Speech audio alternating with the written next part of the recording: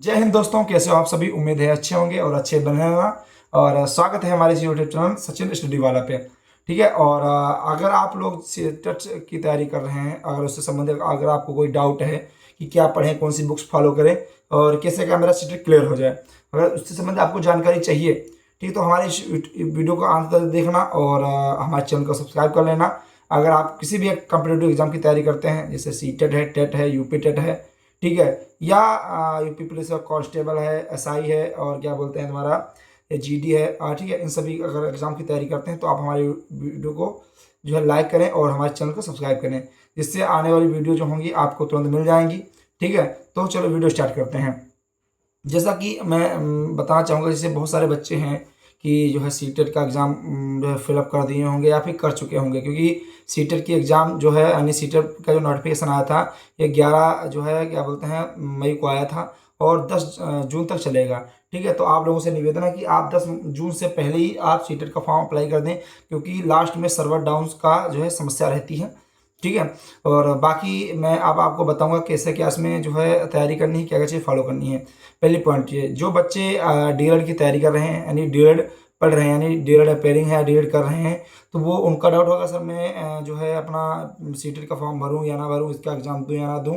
और दूसरी पॉइंट, जो बच्चे अभी नए नए हैं या जो क्लियर कर चुके हैं डीएलएड और वो सोच रहे होंगे कि अब कैसे क्या पास हुआ जाए, ठीक है, और कैसे क्या हो, तो उसके लिए मैं बताऊंगा। पहला पॉइंट तो ये उनके लिए जो डीएलएड कर रहे हैं, तो भाई आप लोगों से हाथ जोड़ के विनम्र निवेदन है, अगर आप डीएलएड अपेयरिंग हैं या फर्स्ट सेमेस्टर से ही, तो अगर आपका नोट चांस हो रहा है तो चांस को मत जाने दीजिए, क्योंकि कहते हैं ना मौके को बार बार नहीं मिलते, अगर मौका मिला है तो मौके को जाने मत दीजिए, छोड़िए मत।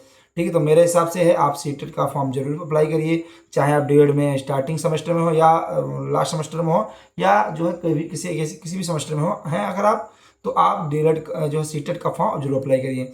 ठीक है, आपने तैयारी की बात की सर है कि जो है डीएलएड में कई भी एग्जाम है, इसके भी एग्जाम है। भाई आपको मैं अपने बारे में बताना चाहूँगा, मेरा नाम सचिन अवस्थी है, मैं जिला शिक्षा प्रशिक्षण संस्थान खैरावा सीतापुर से अपना डीएलएड कर रहा हूँ, यानी डाइट से अपना खैरा जो है डीएलएड कर रहा हूँ। तो आप लोग जानते होंगे कि सरकारी जो है जो डाइट होता है उसमें कैसी क्या सिस्टम होता है, डेली जाना भी होता है, सब कुछ करना होता है। उसके बावजूद भी मैंने जो है सीटेट अपना फर्स्ट टाइम में क्लियर कर चुका हूँ मैं। ठीक है, और ऐसा नहीं कि बहुत बड़ी तैयारी की थी, बहुत बड़ा वो नहीं, मेन बात मेरा क्लियर है, और ये भी नहीं कि बहुत कम है, लगभग 100 के आसपास मेरे नंबर हैं। ठीक है, अगर आपको बताएंगे तो आपको स्कोर कार्ड हम दिखा देंगे। ठीक है, तो ऐसा कोई जरूरी नहीं कि आप सीटेट में टॉपर बने। भाई अगर नंबर आपके जुड़ते हैं सीटेट में तो आप टॉपर बनिए, मैं नहीं कहता हूँ भाई, उसमें लिखा भी है कि जनरल वालों के लिए 90 नंबर होने चाहिए और उसके नीचे वालों के 87 85 ऐसे करके कम सिस्टम है।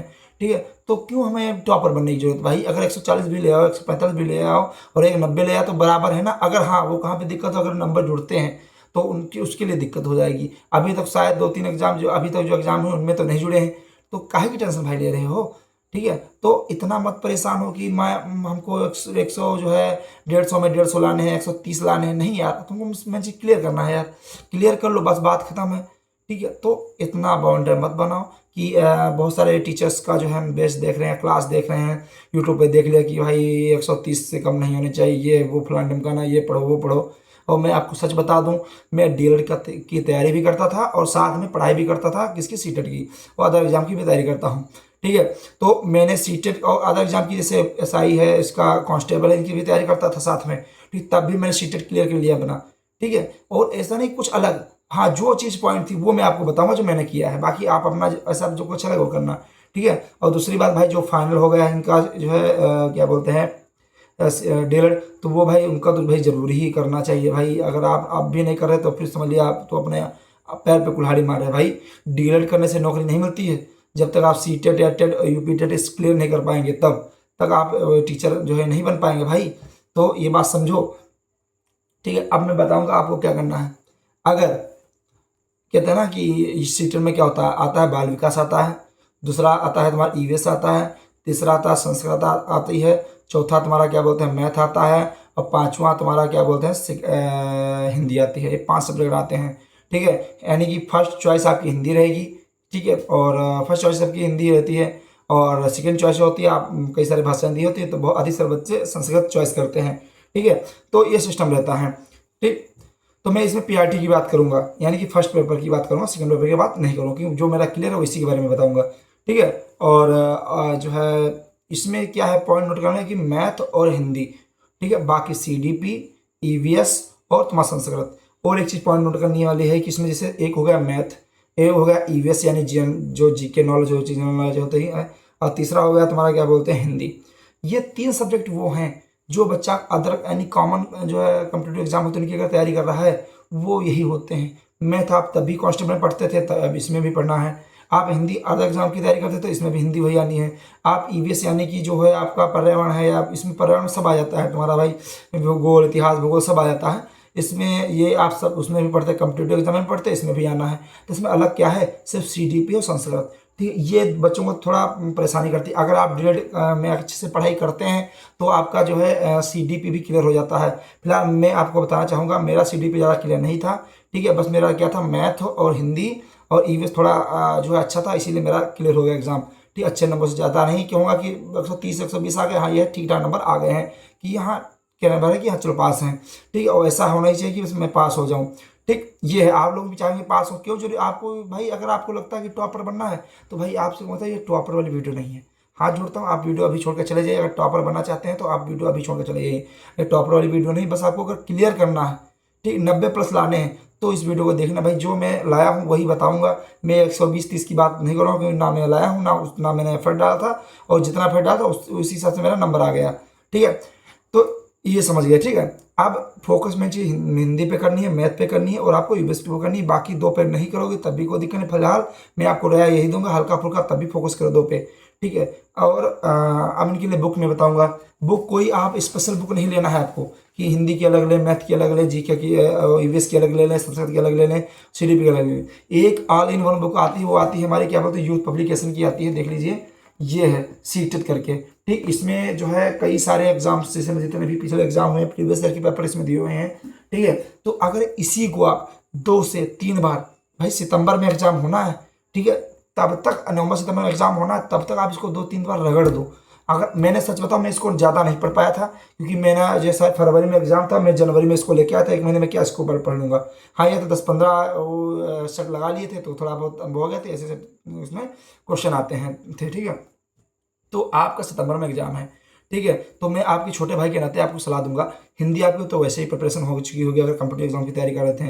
अगर नहीं कर रहे थे तो आप इसके लिए आप एक कोई बुक फॉलो कर लीजिए, आप किसी की एक वीडियो देख लीजिए यूट्यूब पे, इस पर लिखा होगा, लिखिए कि सीटेड जो है हिंदी वीडियो। ठीक है, ऐसे करके आप आधार सब्जेक्ट की जो है वीडियो देख लीजिए। अगर आपकी तैयारी नहीं है कंपटीशन एग्जाम में, अगर आपने मैथ, हिंदी और ईवीएस नहीं पढ़ा, तो आप इसकी वीडियो चैप्टर वाइज पढ़ लीजिए। ठीक है, बाकी ये बुक तो जरूर आपको पढ़ना ही पढ़ना है, क्योंकि इसके बिना तो कुछ होगा ही नहीं, क्योंकि इसमें सारा प्रीवियस दिया है। प्रीवियस ईयर से लगभग 80% क्वेश्चन इसी से आते हैं, क्योंकि भाई कहाँ लिमिटेड सिस्टम है, और तो अलग से कुछ थोड़ी बन जाएगा। ठीक है, तो बाद में समझ रहे होंगे, तो इसको 2-3 बार अगर लगाओगे तो समझ में आ जाएगा कैसे क्या क्वेश्चन आते हैं। आप क्वेश्चन की मैं इसमें बताऊंगा कि कैसे इसमें क्वेश्चन आते हैं।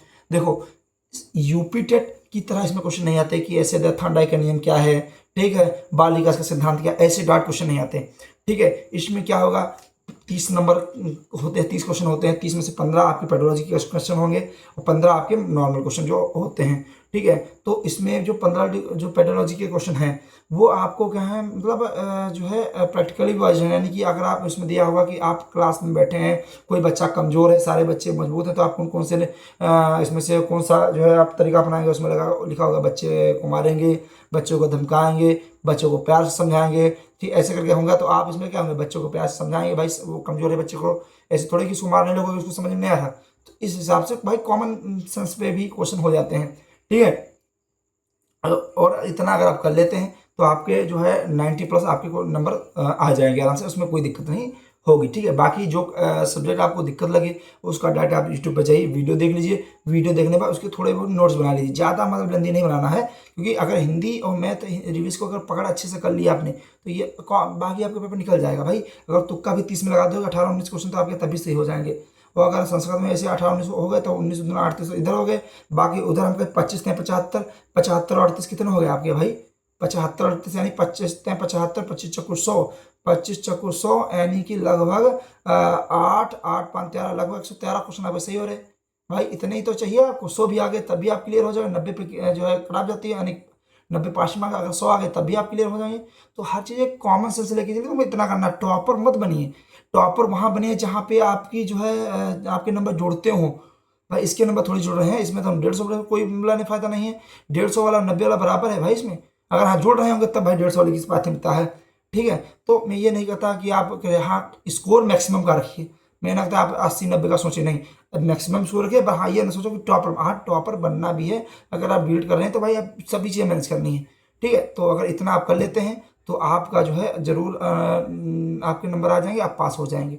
ठीक है, बाकी मैंने भी यही किया था। और ये एक बात और बताऊंगा, मैंने लास्ट में थोड़ा पढ़ भी नहीं पाया था तभी, और जाने का मेरा मूड भी नहीं था पेपर देने का, तभी हम चले गए। तो वहाँ ये था, थोड़ा बहुत एक्सपीरियंस था वो जो है प्रीवियस एग्जाम का, तो मुझे पता था, तो उस हिसाब से कर दिया, तो हमारा हो गया था। ठीक, बाकी मेरा भाई सेकंड पेपर नहीं क्लियर था, उसकी मैंने तैयारी भी नहीं की थी ना, उसके बारे में थोड़ा बहुत पढ़ा था।